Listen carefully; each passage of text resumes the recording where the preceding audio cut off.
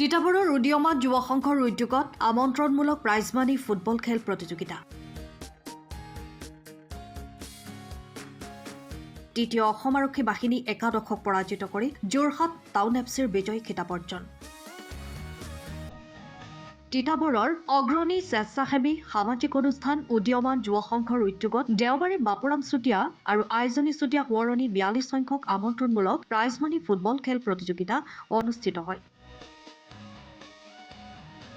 পশ্চিম তিতাবৰৰ ভগনীয়া গাঁৱৰ উদীয়মান যুৱ সংঘৰ খেলপথাৰত যোৰহাট টাউন এফচি আৰু তৃতীয় অসম আৰক্ষী বাহিনী একাদশৰ মাজত অনুষ্ঠিত হোৱা প্ৰতিযোগিতাত খেলৰ নিৰ্ধাৰিত সময়ত দুয়োটা দলৰ গ'ল শূন্যভাৱে সমাপ্ত হোৱা যোৰহাট টাউন এফচি তৃতীয় অসম আৰক্ষী বাহিনী একাদশক ট্ৰাইবেকাৰ পদ্ধতিৰে 4-3 গ'লত পৰাজিত কৰি চূড়ান্ত বিজয়ী খিতাপ অৰ্জন কৰে। আৰম্ভণিতে খেলখন শুভ উদ্বোধন কৰে ফিফাৰ সদস্য তথা শিৱসাগৰৰ ফুটবল প্ৰশিক্ষক অনন্ত শইকীয়াই। শিল্পী প্ৰণামী কোঁৱৰ আদিৰ সংগীতানুষ্ঠানৰ সমান্তৰালভাৱে অগণন দৰ্শকৰ উপস্থিতিত অনুষ্ঠিত আকৰ্ষণীয় ফুটবল প্ৰতিযোগিতা আৰু বঁটা প্ৰদান অনুষ্ঠানত তিতাবৰৰ বিধায়ক ভাস্কৰজ্যোতি বৰুৱা, দাতা তথা সমাজহিতৈষী হৰেণ চুতীয়াসহ পৰিয়ালবৰ্গ প্ৰমুখ্যে কেইবাগৰাকী গণ্যমান্য ব্যক্তিয়ে অংশগ্ৰহণ কৰে। মুখ্য পৰিচালক ভীমা গোৱালা, সহযোগী দীপাংকৰ চাংমাই, এলবাৰ্ট তপ্ন আৰু সীমান্ত বৰাই পৰিচালনা কৰা খেলখনত বিজয়ী দলক 20,000 টকা আৰু বিজিত দলক 10,000 টকাৰ ধনাদেশসহ বাপুৰাম আৰু আইজনী চুতীয়া সোঁৱৰণী ট্ৰফিৰ লগতে শ্ৰেষ্ঠ খেলুৱৈ সন্মান অৰ্জন কৰা যোৰহাট টাউন এফচিৰ খেলুৱৈ পৰশ শইকীয়াক 1,000 টকাৰ ধনাদেশসহ পুৰস্কৃত কৰা হয়। ফুটবল খেল প্ৰতিযোগিতা সাফল্যমণ্ডিত কৰাত সহযোগিতা আগবঢ়োৱা সকলোলৈকে উদীয়মান যুৱ সংঘৰ হৈ সভাপতি জয়ন্ত বৰা, সম্পাদক মাধুৰ্য ৰাজখোৱা প্ৰমুখ্যে বিষয়ববীয়াসকলে কৃতজ্ঞতা জ্ঞাপন কৰে।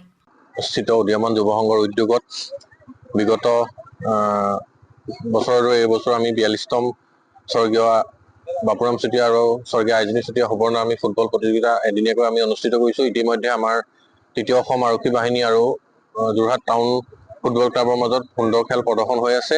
এইখিনিতে আমি আমাৰ ফালৰ পৰা আমাৰ শ্ৰদ্ধাৰ আমাৰ আমন্ত্ৰণ ৰক্ষা কৰি আমাৰ মাজত উপস্থিত থকা দাতা পৰিয়ালৰ সমূহ সদস্যবৃন্দৰ লগতে আমি শিৱসাগৰৰ পৰা আমি আমন্ত্ৰণ কৰি অনা বিশিষ্ট ক্ৰীড়া সংগঠক অনন্ত শইকীয়া ডাঙৰীয়া, আমাৰ স্থানীয় বিধায়ক শ্ৰীযুত ভাস্কৰ বৰুৱা ডাঙৰীয়া প্ৰমুখ্যে আমাৰ ইয়াত উপস্থিত থকা সমূহ বয়োজ্যেষ্ঠ ব্যক্তিসকল আৰু আমাৰ আজি ইয়াত উপস্থিত ইমান সুন্দৰ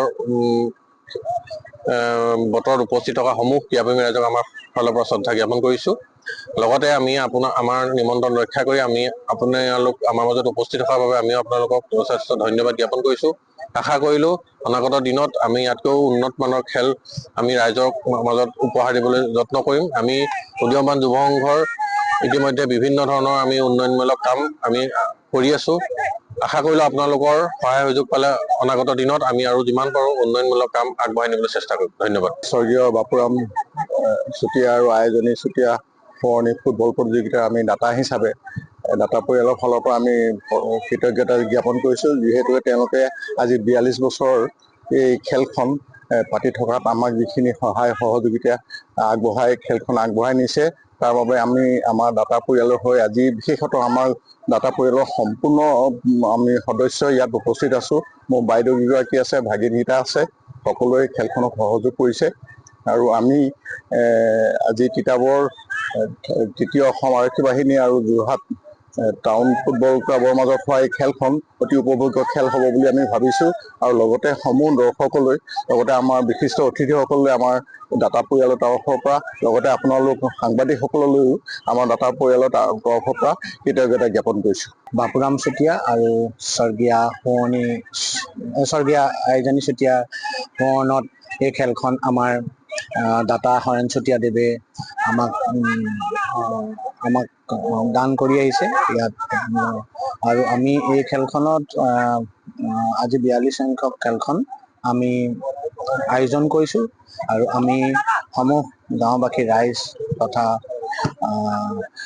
দাতা পৰিয়ালবৰ্গ আৰু আমাৰ শুভাকাংক্ষী সকলোকে আমি শুভেচ্ছা জনাইছোঁ। লগতে আমি যোৰহাট টাউন এফচি আৰু তৃতীয় অসম আৰক্ষী বাহিনীকো শুভেচ্ছা জনাইছোঁ, যাতে এখন মনোমোহা খেল তেওঁলোকে আমাক প্ৰদৰ্শন কৰে। ধন্যবাদ। আমি সুন্দৰ খেল এখন উপভোগ কৰিবলৈ পাই সুখী হৈছোঁ আৰু ভৱিষ্যতৰ দিনত এই দুয়োজন প্ৰয়াত ব্যক্তিৰ সোঁৱৰণত আন কেইবছৰৰ দৰে খেলোৱাৰ দৰে এইবছৰো বাকী পিছৰ কেইবছৰো খেলাই যাবৰ কাৰণে আমি অনুৰোধ জনাইছোঁ আৰু সকলো উদ্যোক্তাসকললৈ আমাৰ ধন্যবাদ জনাইছোঁ আৰু ভৱিষ্যতৰ দিনত আমি ইয়াতকৈ উন্নত খেল উপভোগ কৰিবলৈ পাম বুলি আশা ৰাখি মোৰ বক্তব্য সামৰণি মাৰিছোঁ। তিতাবৰৰ পৰা Prasenjit Rajkhowa report, Time of Assam. সময়ৰ খবৰ সময়ত পাবলৈ ফ'ল' কৰক টাইম অফ আছাম।